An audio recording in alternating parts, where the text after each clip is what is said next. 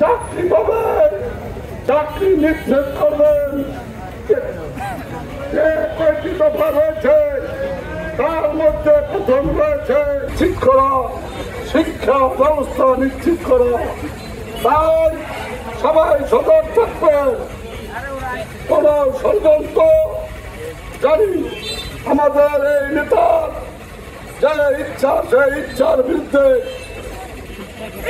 ষড়যন্ত্র না করতে পারে, তারা ক্রমণের সাথে থেকে এদেশের মানুষের পাশে থেকে আগামীতে ধানের শীষে ভোট দিয়ে বিএনপিকে জয় করব। জনাব তারেক রহমান গণতান্ত্রিক ভাবে একটি ভোটের মাধ্যমে সরকার গঠন করার কথা নির্দেশ দিয়েছেন।